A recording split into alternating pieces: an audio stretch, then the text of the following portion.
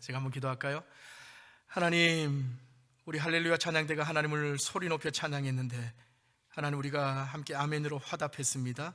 하나님, 우리의 찬양을 기뻐 받으시고 우리의 예배 가운데 성령 하나님 오셔서 더 뜨겁게 충만하게 기름 부어 주시옵소서. 이제 하나님의 말씀을 듣고자 합니다.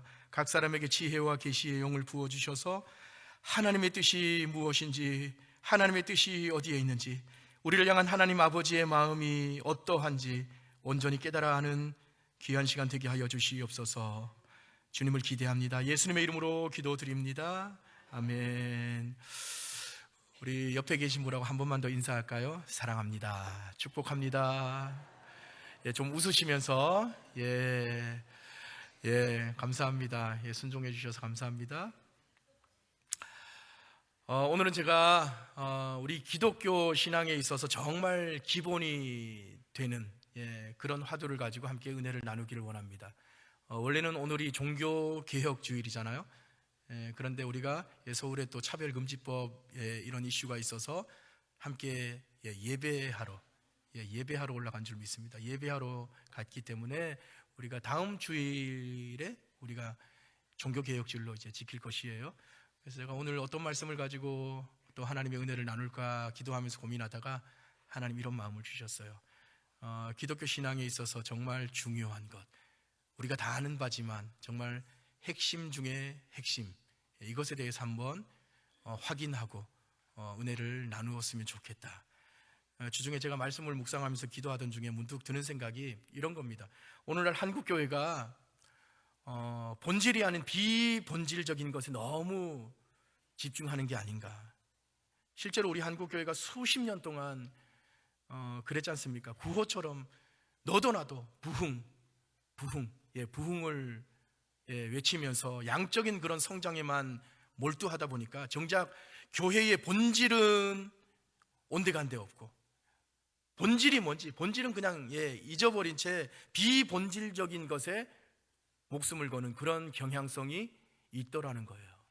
물론 이거는 제가 사적인 어떤 그런 견해지만 제 마음 가운데 그런 마음이 들었어요. 그러다 보니까 교회 안에 비본질적인 것으로 인해서 자꾸만 다툼이 일어나고 분열이 생기고 네가 맞네 내가 맞네 자꾸만 갈등 양상이 벌어지는 거죠. 그리고 또 대사회적으로도 오늘날 그렇지 않습니까? 점점 이 교회가 대사회적인 어떤 그런 영향력을 심각하게 잃어가는 그런 오늘의 현실, 이를 보면서 기독교 신앙의 기본이지만 가장 중요한 이 본질적인 이것에 대해서 한번 나누어야 되겠다, 그런 마음을 하나님 제게 주셨습니다. 그래서 먼저 말씀드리지만 여러분, 이것은 전혀 새로운 게 아닙니다. 누구나 다 아는, 제가 지금 나누고자 하는 것은 여러분들 이미 다 아는 내용이에요. 누구나 다 아는, 이론적으로는 참 뻔하디 뻔한 그런 얘기입니다. 그러나 실제적으로는 전혀 뻔한 얘기가 아닌 오늘 이것에 대해서 제가 함께 나누려고 하는데, 여러분, 우리가 즐겨 쓰는 용어들 중에 교회 용어, 우리가 신앙 안에서 우리 옆에 계신 우리 성도님들과 또 아무렇지도 않게 우리 중고등부 아이들도 마찬가지, 우리 교회 안에서 쓰는 용어들 중에 세상 사람들이 들을 때 아주 생소한 용어가 여러분 굉장히 많다는 거 혹시 아세요?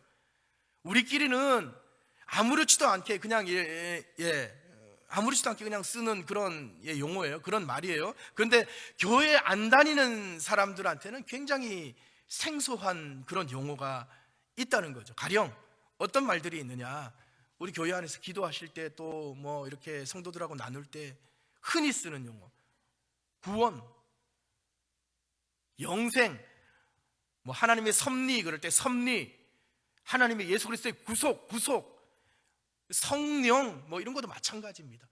우리가 쓰는 이런 용어들이 여러분 세상 사람들이 들을 때는 저 말이 뭐야?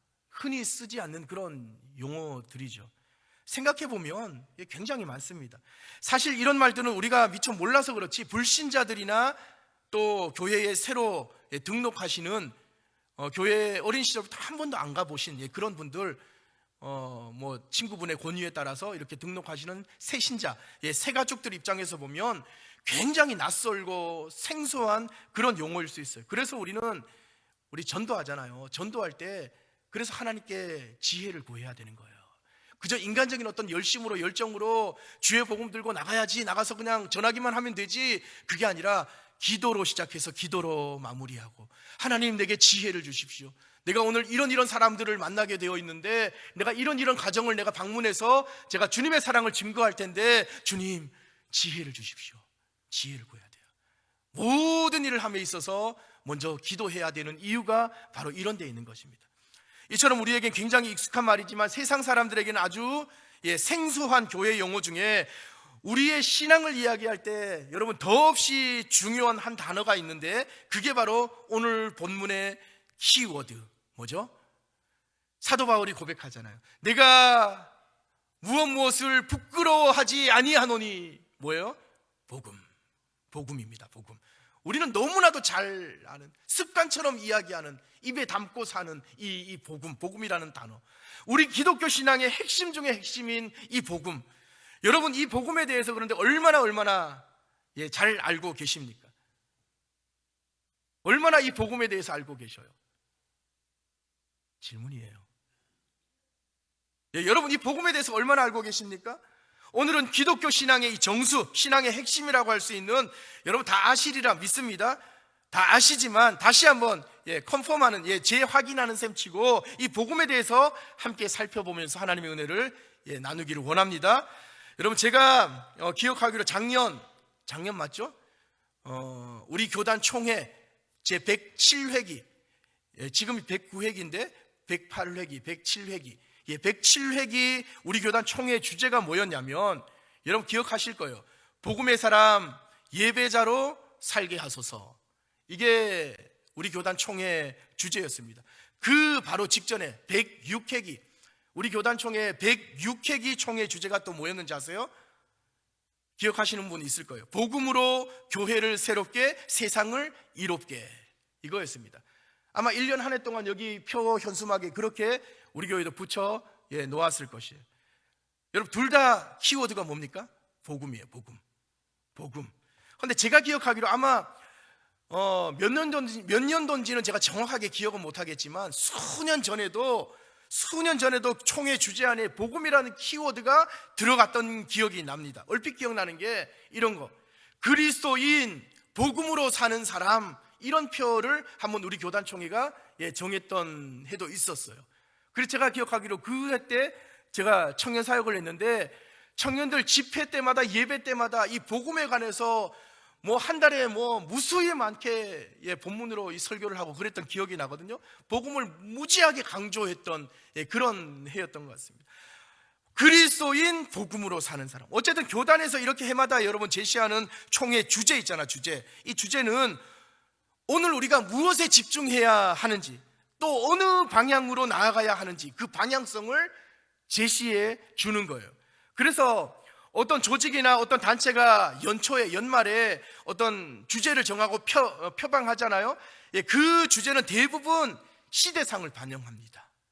그 시대상, 그 해의 어떤 시대상을 조명해요. 언제부턴가 우리 한국교회가 줄기차게 복음을 외치고 있습니다. 올해 주제는 물론 다르지만 계속해서 복음. 여러분 이런 건 무슨 말이냐? 우리 그리스도인들이 마땅히 복음으로 살아야 되는데, 그리스도인 복음으로 사는 사람, 그렇게 총회 주제를 정해 놓았던 적도 있다고 제가 말씀을 드렸잖아요.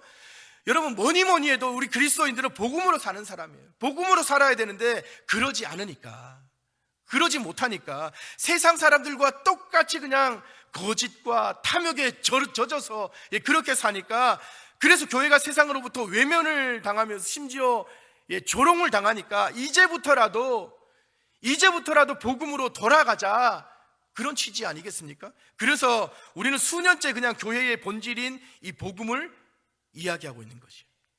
여러분 그리스도인은 뭐니 해도 이유 여하를 막론하고 어찌됐건 복음으로 사는 사람인 줄로 믿습니다. 복음으로 사는 사람. 오늘 저와 여러분은 그런 부르심이 있는 거예요. 복음으로 사는 사람. 말로만 여러분 그리스도인이라고 여러분 착각하지 마세요. 말로만 그리스도인이라고 외친다고 해서 다 그리스도인이 되는 게 아니에요. 교회 문턱만 이렇게 넘나든다고 열심히 그냥 아침이건 낮이건 저녁이건 교회 문턱만 이렇게 넘나든다고 해서 다 그리스도인이 되는 게 아니라 진정 복음으로 사는 사람, 복음의 그 감격과 능력으로 사는 사람, 교회 밖에서 말이에요. 교회 건물 밖에서 우리의 삶의 모든 삶의 자리에서 복음의 감격과 복음의 능력으로 사는 사람, 그 사람이 바로 그리스도인인 것입니다. 믿으십니까? 이젠 우리가 정말로 그렇게 살아야 돼요.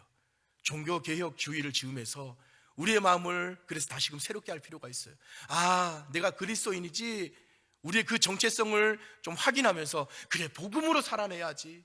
비록 내 삶이 힘들고 어렵지만 복음으로 살아내야지. 그런 결단이 우리의 삶 가운데 날마다 있어야 되는 겁니다. 우리의 모든 삶 속에서 진정 복음의 사람, 그리고 예배자로 살아내야 된다는 것이, 하나님 그걸 우리에게 주문하고 있어요. 그래서 교회를 새롭게 하고 세상을 이롭게 만드는 진정 그리스도인의 삶이 되어야 한다라는 겁니다. 자, 그렇다면 이 지점에서 복음이 뭐냐? 복음이 뭘까?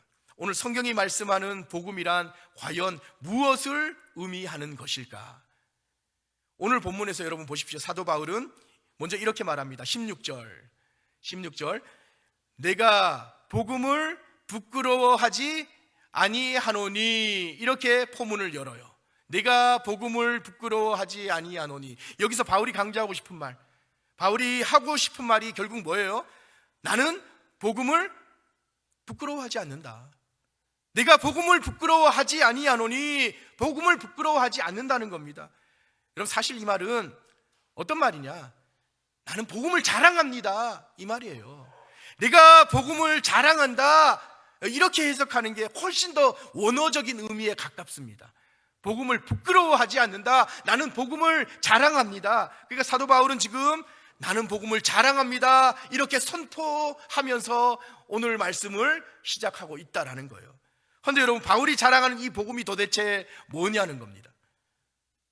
오늘 본문은 우리가 잘 아는 것처럼 바울이 로마에 있는 이 그리스도인들, 로마 교회의 성도들, 그들을 향해서 쓴 편지예요. 편지의 1장이니까 당연히 서론 부분이겠죠. 여러분, 편지 쓸 때 보통 서두에는 주로 어떤 내용이 포함됩니까? 먼저 문안 인사를 하죠. 잘 계셨습니까? 평안하십니까? 뭐 이렇게 문안 인사를 하고, 그러고 나서 자기 소개를 해요. 자기 소개. 나는 이런 사람입니다. 자기 소개를 하는데, 마찬가지 바울은 오늘 로마서 1장 1절에 보니까 편지 서두에서 로마 교회 성도들에게 먼저 자기 소개를 하는데 뭐라고 소개하느냐? 자, 1절 말씀을 다 같이 한번 읽어볼까요? 로마서 1장 1절 말씀. 자, 시작. 예수 그리스도의 종 바울은 하나님의 복음을 위하여 택정함을 입었으니, 이렇게 말합니다. 자기를 소개하는데 다 포함되어 있어요. 뭐라고 얘기해요? 복음을 위하여 자신이 택정함을 입었다. 복음을 위해서 자기가 택함을 받았다, 이렇게 소개하는 겁니다. 이런 거 복음이 자신의 존재 목적이라는 거예요. 존재 이유라는 거예요. 다시 말해서 바울은 지금 로마 교회에 보내는 이 편지 서두에서 자기 자신을 소개하기를, 하나님이 자기를 부르심의 목적을 복음을 위해서 하나님 나를 부르셨습니다, 복음을 위해서 하나님 나를 택하셨습니다, 이렇게 분명하게 먼저 밝히고 있는 거죠. 여러분, 사실 바울의 그 이력을 보면 우리가 다 잘 알잖아요.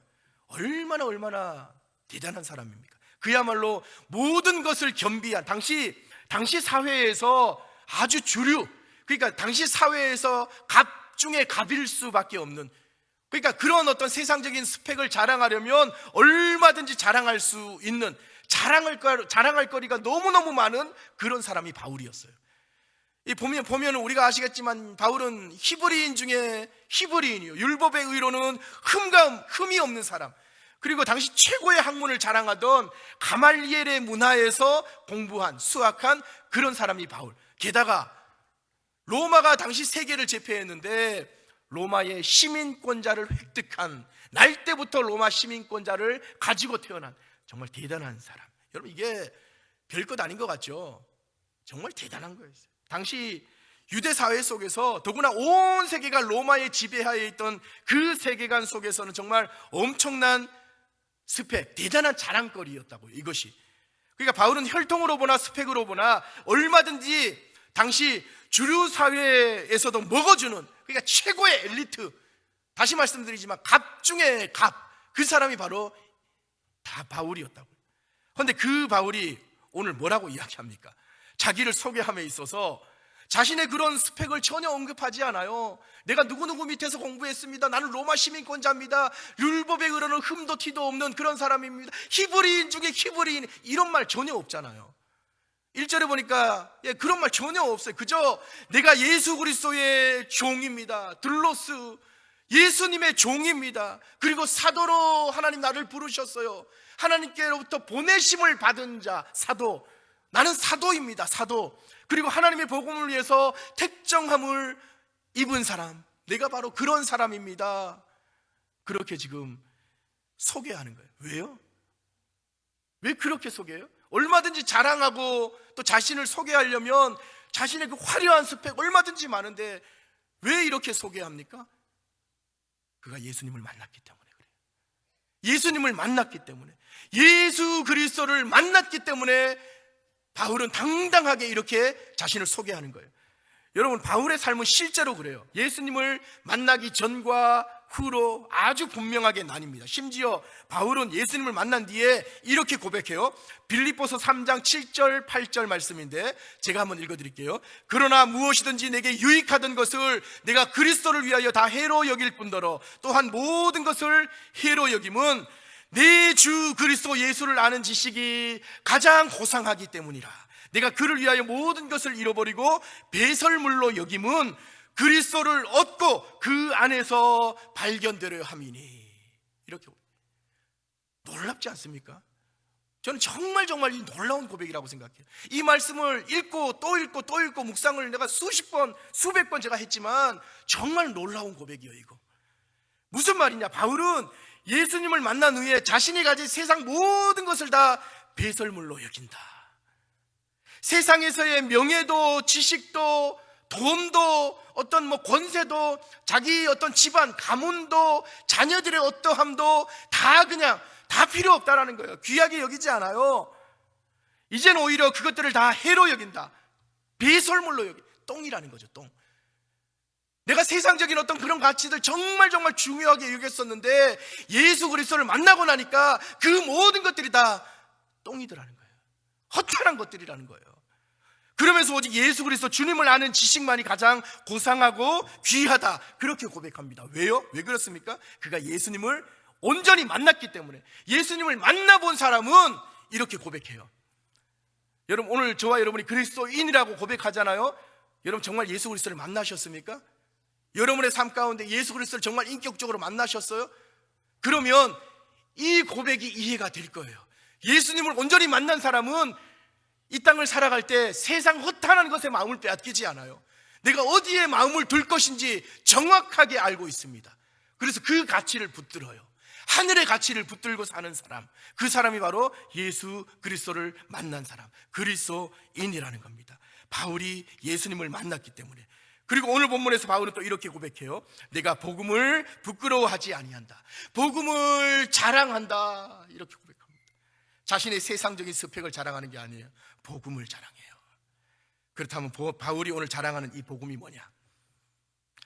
바울의 부르심의 이유가 되는 이 복음, 바울이 그토록 전하고 싶어 했던, 아니 일평생 바울이 자기 목숨처럼 여기면서 전하고 또 전했던, 그래서 마침내 순교하기까지 하잖아요. 이 복음 때문에. 그럼 이 복음이 도대체 뭐냐?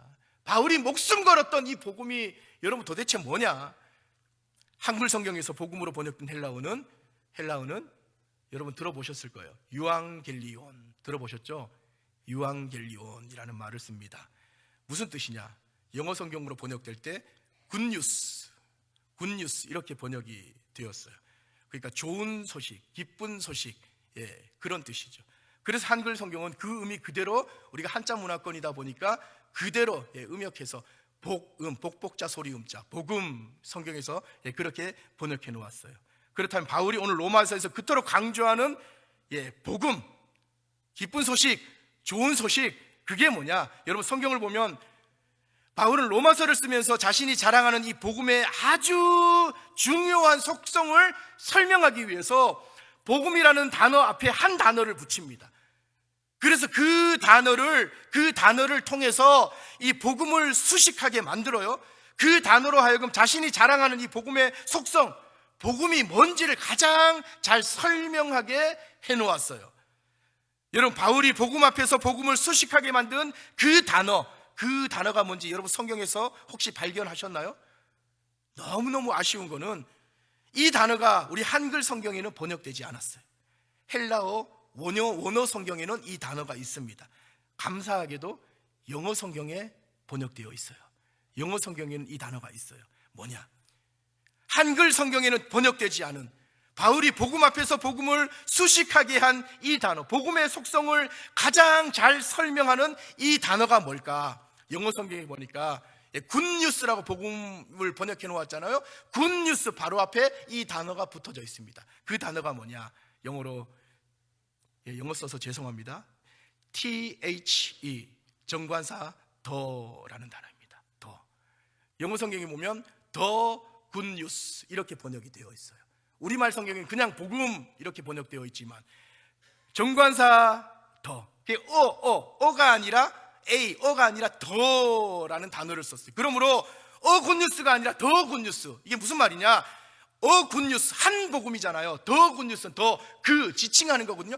그 복음이라고 바울은 이야기하고 있는 것이에요. 다시 말해서 바울은 지금 굿뉴스, 수많은 좋은 소식들 중에 하나, 그 복음이 아니라 우리가 반드시 들어야만 되는, 모든 시대와 장소와 상황과 그 어떤 민족이나 인종의 차별 없이 반드시 들어야만 되는 바로 그 복음, 더 굿뉴스, 그 복음이라고 바울은 이야기하고 있는 거예요. 여러분, 바울이 말하는 좋은 소식은 기억하셔야 돼요. 결코 많고 많은 그 좋은 소식들 중에 하나가 아니에요. 차원이 다른 거예요. 사실 우리가 사는 이 세상에는 저마다 듣고 싶어하는 좋은 소식들이 여러분 얼마나 많습니까? 좋은 소식들이 많죠. 우리가 듣고 싶어하는, 여러분들도 그렇잖아요. 여러분이 듣고 싶어하는 지금 오늘 이 시점에서 여러분들이 갈망하는 좋은 소식들 많잖아요. 가령 내 아들이 이런 시험 준비를 했는데 그저께 시험을 쳤어요. 와, 시험에 합격했다는 그 소식. 여러분 얼마나 그 좋은 소식을 기다리고 있습니까? 또 내 남편이 직장에서 승진했다는 그런 소식, 아파트 분양권이 당첨되었다는 소식, 드디어 내 자녀가 좋은 짝을 만나서 결혼을 앞두고 있다는 소식, 그런 소식들. 여러분 저마다 듣고 싶어하는 좋은 소식들이 많아요. 정말 많아요. 그런데 여러분 그거 아세요?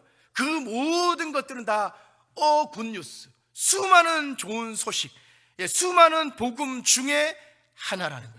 오늘 바울이 말하는 복음은 그런 차원의 좋은 소식이 아니에요. 수많은 좋은 소식 중에 하나가 아니라 세상에서 단 하나뿐인 유일한 소식, 수많은 좋은 소식이 아니에요.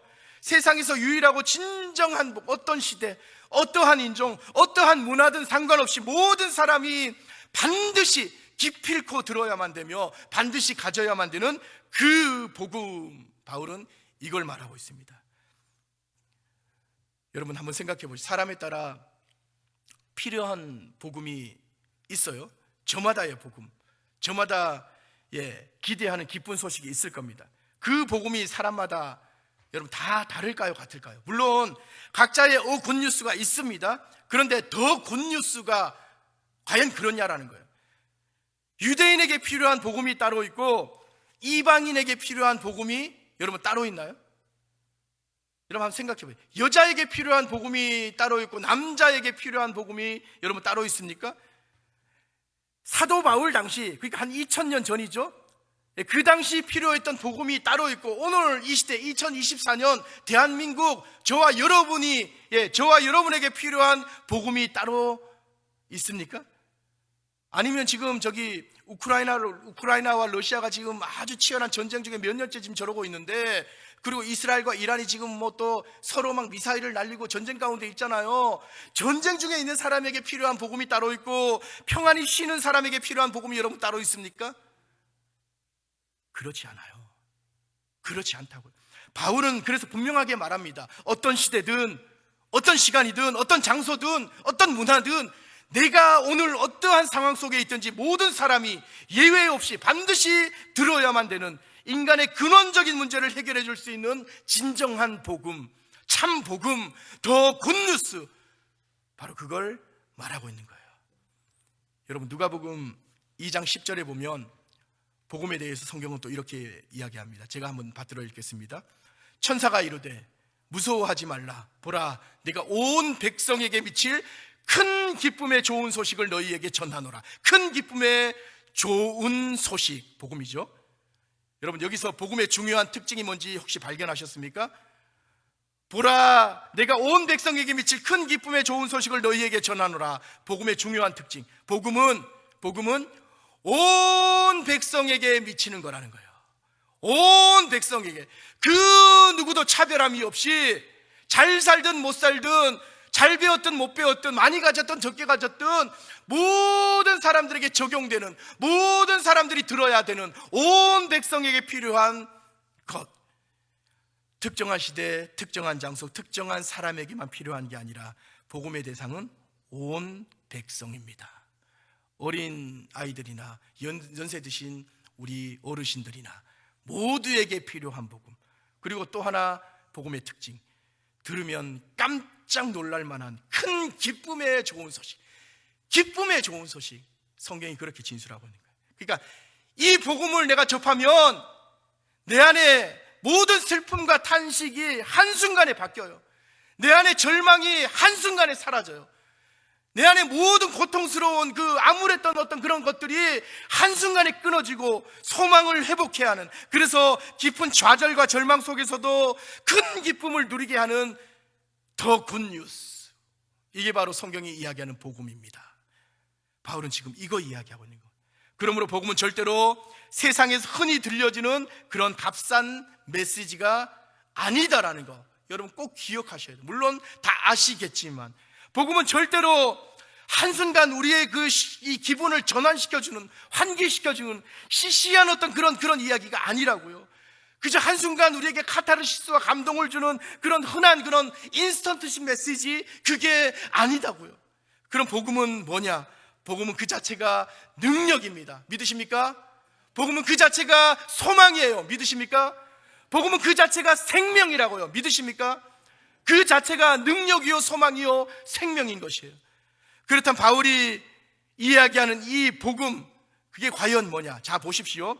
로마서 1장 1절에서 하나님이 자기를 부르신 부르심의 목적을 하나님의 복음을 위하여 라고 밝힌 후에, 자 2절 이어서 봅니다. 2절 또 이렇게 말해요. 이 복음은 이라고 말하면서 자기가 전하고자 하는 복음이 뭔지 설명하는 것이에요. 뭐라고 설명하느냐?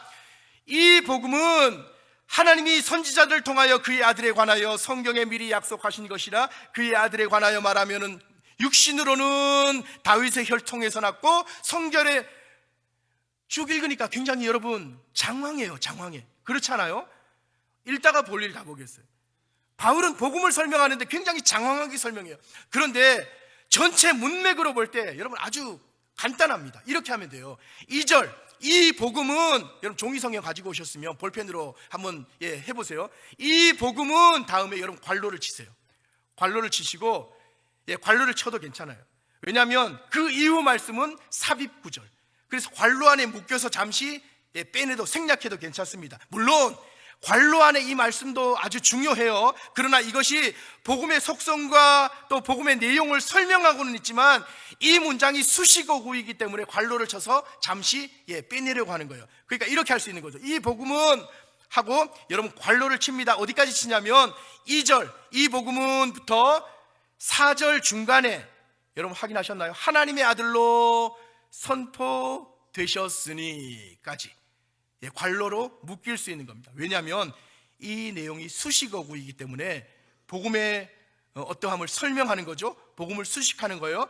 그러므로 이제 관로를 묶어놨죠. 그 관로를 빼내면 바울이 이야기하는 복음이 뭔지 2절, 3절, 4절까지 바울이 그토록 말하고 싶어하는 그 복음이 뭔지 아주 명확히 알 수 있어요. 여러분, 바울이 말하는 복음은 곧 무엇입니까? 4절 맨 끝에 하반절, 이 복음은 중간에 관로를 드러내니까 맨 끝에 하반절로 이어지죠. 뭐예요? 다 같이 한번 읽어볼까? 시작. 아멘. 아멘이시죠? 이 복음은 다른 거, 물론 여러 가지 말들로 이 복음에 대해서 진술할 수 있겠지만 단 한마디, 이 복음은 오직 예수 그리스도시니라. 이게 바로 여러분 해답입니다. 바울이 그토록 전하고 싶어하는 복음, 그건 바로 우리 주 예수 그리스도인 거예요. 그러므로 다시 말씀드리지만 여러분, 시대를 막론하고 어떠한 시대, 어떠한 상황, 어떠한 장소, 어떠한 문화에 있던 세상 그 누구도 예외 없이 반드시 들어야만 되는 참된 기쁨의 소식, 그건 바로 뭐냐? 우리 주 예수 그리스도인 줄로 믿습니다. 그 예수 그리스도가 세상에 여러분 수많은 소식 중에 하나가 아니라 우리 인생의 모든 문제, 오늘날 우리를 위협하는 전쟁과 또 기근과 또 질병과 가난과 모든 삶의 곤고를 근본적으로 해결해주는 세상의 유일무이한 기쁜 소식이라고요. 그래서 굿뉴스가 아니라 더 굿뉴스, 그 복음, 바울이 그렇게 말하는 거예요. 그러니까 여러분 기억하십시오. 우리가 오늘 꼭 들어야만 하는 복음, 바로 예수님만이 진짜 복음이에요. 다른 건 없어요. 다른 길은 없다고요. 예수님만이 진짜 복음인 줄로 믿습니다. 예수님은 하나님으로부터 좋은 소식을 그냥 위임받아서 우리에게 전달해주는 그런 어떤 메신저, 여러분 그렇게 생각하지 마세요. 착각이에요. 그게 아니에요. 예수님 자체가 바로 복된 소식, 복음입니다. 예수님 결코 수많은 소망 가운데 한 소망이 아닙니다. 수많은 좋은 길 중에 한 길이 아니에요. 수많은 어떤 그런 진리 중에 한 진리가 아니라고요. 그 길, 그 소망, 그 진리, 그 생명이라고 성경은 강력하게 말하고 있는 거예요. 그래서 오직 예수 그리스도만이 우리에게 참 생명을 주시는 겁니다. 이 놀라운 진리를 오늘 저와 여러분이 꼭 붙드시길 바랍니다. 그래서 바울은 그 예수 그리스도에 대해서 빌립보서 2장 10절에서 이렇게 증거합니다. 복음 대신 예수 그리스도, 진리, 참 진리 대신 예수 그리스도. 그래서 그 예수 그리스도 앞에 보세요. 빌립보서에서 하늘에 있는 자나 땅에 있는 자나 땅 아래에 있는 자나 모든 무릎이 예수 그리스도 앞에 꿇게 될 것이다. 아멘이십니까? 와, 놀라운 말씀이에요. 왜 그러냐? 왜 하늘에 있는 자나 땅에 있는 자나 땅 아래에 있는 그 무엇이 됐든 그 어떤 존재가 됐든 예수 그리스도 앞에 무릎을 꿇게 될 것이다. 왜요? 예수님만이 지존이시기 때문에 그래요. 예수님만이 지존이시다. 여러분, 이 고백이 우리의 고백되기를 바랍니다. 예수 그리스도만이 진정한 왕이시기 때문에 그래요. 그러므로 인생의 모든 절망과 슬픔, 나를 짓누르는 그 어떤 것이라고 여러분 할지라도 그게 하늘에 있는 어떤 것이든 아니면 땅에 있는 어떤 것이든 땅 아래에 있는 어떤 것이든 오직 예수 그리스도 앞에 무릎을 꿇게 되는 것입니다. 왜냐하면 예수 그리스도만이 진정한 능력이요 소망 되시기 때문에 이 세상에 다른 길, 다른 소망이 없는 거예요. 그러니 여러분, 주의 이름으로 권면합니다. 때로는 이 위기의 시대 가운데 참 녹록하지 않은 어떤 그런 삶을 살아갈 때 지치고 고날 때 많지요. 여러분, 그렇다고 여러분 꼭 기억하세요. 다른 길 찾지 마십시오. 조금 힘들다고 여러분 다른 길 찾아가지 마세요. 제발 다른 길 찾지 마시고 다른 소망 찾으려고 여기저기 기웃거리지 마세요. 오직 예수 그리스도입니다. 세상이 그럴듯하게 보이는 화려한 것들, 때론 보암직하고 먹음직스러운 그 모든 것들이 실상은 다 여러분 허탄한 것이. 그래서 우리의 마음을 더 공허하게 만듭니다. 우리로 하여금 더욱 길을 잃게 만들 뿐이에요. 그래서 바울은 오직 예수 그리스도 외에는 세상에 다른 그 어떤 소망이 없다, 그렇게 말합니다. 그러므로 이 시간 우리가 꼭 기억하십시다. 세상의 인기도 명예도 물질도 내 자녀의 어떠함도 그 어떤 것도 그것이 아무리 대단해 보이고 훌륭해 보이더라도 아무리 가치가 있어 보이더라도 그것이 결코 우리에게 참 만족을 주지 못한다는 사실. 세상의 좋은 소식이 가끔 내게 잠깐의 기쁨과 즐거움을 줄지 몰라도 그것이 참된 기쁨이 되지는 못한다는 것. 오직 예수 그리스도만이 진정한 기쁨이요 소망인 줄로 믿습니다. 그래서 바울이 내가 복음을 부끄러워하지 아니하노니, 이거 간곡한 이 바울의 여러분 이 뉘앙스가 여러분 느껴지셔야 되거든요. 내가 복음을 부끄러워하지 아니하노니 이 복음은 모든 믿는 자에게 구원을 주시는 하나님의 능력이 됩니다. 바울이 이렇게 선포하는 거예요. 모든 믿는 자. 그래서 복음은 사람을 차별하지 않습니다. 잘 사는 사람이든 못 사는 사람이든. 예수님은 절대로 사람을 차별하지 않아요. 유대인이든 이방인이든 남자든 여자든 어른이든 노인이든 어떤 직업을 가졌든 부한자나 가난한 자나 누구든지 예외 없이 예수님 사람을 차별하지 않아요. 내가 지금 어떠하든지 어떤 처지에 있든지 그것과 상관없이 그저 주님의 구원을 바라는 모든 사람에게 예수님은 기꺼이 구원을 베푸시는 겁니다. 바로 여기에 우리의 소망이 있습니다. 말씀을 맺겠습니다. 여러분 지금 어떠한 상황 가운데 놓여 있습니까? 때론 이런저런 삶의 형편, 상황, 환경으로 인해서 낙담 가운데, 절망 가운데 빠져 있습니까?